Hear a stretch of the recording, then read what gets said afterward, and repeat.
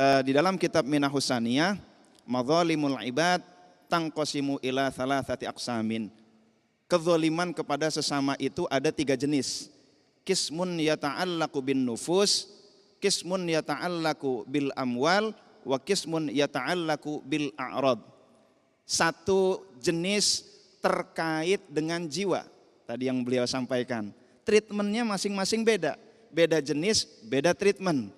Kalau jiwa tadi pakai kisos, kafarat dan lain sebagainya. Gigi dengan gigi, al-aina bil aini, was-sinna bis sinni, mata dengan mata, gigi dengan gigi. Ini yang pertama terkait dengan jiwa, nufus.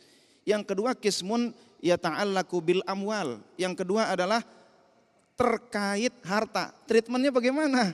Untuk mengklarifikasi, untuk menetralkan kezaliman agar kita clear nanti di akhirat dengan mengembalikan harta.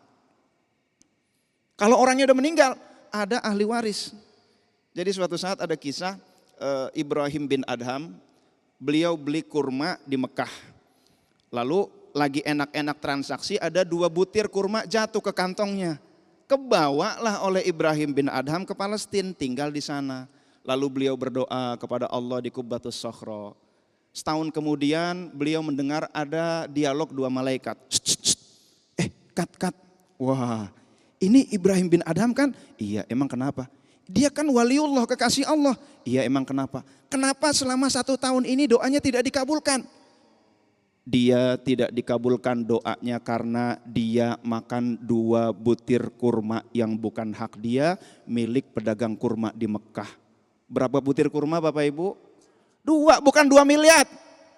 2 butir kurma 1 tahun doanya ditolak oleh Allah Subhanahu wa ta'ala. Ya Allah, besoknya langsung menempuh perjalanan 1.500 km ke Mekah. Dalam rangka minta diikhlaskan tuh 2 butir kurma. Pas sampai pedagang, lah ini kok tampangnya beda, dulu tua sekarang muda. Assalamualaikum, waalaikumsalam. Dulu ada pedagang kurma di sini, di mana ya? Iya itu bapak saya, emang kenapa? Alhamdulillah jadi anaknya ya. Saya minta diikhlaskan 2 butir kurma 1 tahun lalu saya makan punya bapak. Mohon diikhlaskan ya. Apa kata anaknya? Baik, saya ikhlaskan dari sisi saya. Tapi ahli warisnya ada 3, ada ibu saya, ada adik saya. Tuh rumahnya tuh didatengin. Assalamualaikum ibu istrinya, iya ikhlaskan dia 2 butir kurma. Dari sisi saya ikhlaskan. 1 lagi anak saya. Neng, ikhlaskan ya Neng. Alhamdulillah semua ikhlas.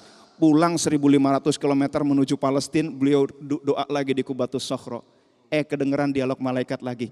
Alhamdulillah sekarang doanya Ibrahim bin Adham sudah kembali dikabulkan oleh Allah Subhanahu wa ta'ala. Hati-hati yang namanya kezaliman.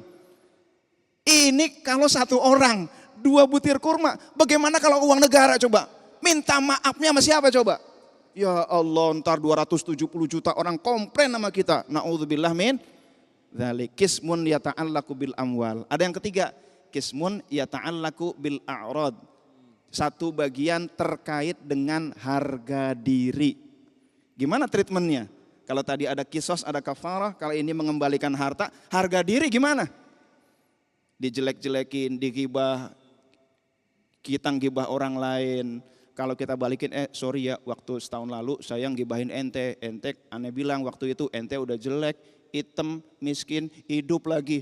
Kira-kira dia maafin apa makin marah? Makin marah. Caranya bagaimana? Tadi sudah beliau sampaikan. Baca Al-Ikhlas, Al-Falaq, An-Nas, mohon kepada Allah agar kirimkan pahala ini kepada beliau. Ya Allah ampunilah dosa-dosa beliau, berikanlah kelapangan bagi beliau sehingga nanti di akhirat dia tidak menuntut saya ya Allah. Nah treatmentnya seperti itu. Beda jenis maka beda pula treatmentnya. Nah Habib Abu Bakar bin Abdullah Al-Atas, suatu saat beliau seorang waliullah datang ke kuburan, ini kuburan nangis nih ahli kuburnya. Ditanya, Pak kenapa nangis? Iya dulu saya memfitnah orang. Udah minta maaf belum ente? Udah. Orangnya udah maafin? Udah. Kenapa ente masih nangis? Iya fitnah saya menyebar ke orang-orang dan orang masih percaya sampai sekarang kepada fitnah saya. Ya Allah, hati-hati yang namanya kezaliman. Ya Allah, jadi pada intinya ketika manusia belum memberikan maafnya tetap akan ada pengadilan akhirat. Lebih berat lagi itu. Ya Allah. Ya Allah, naudzubillah min dzalik.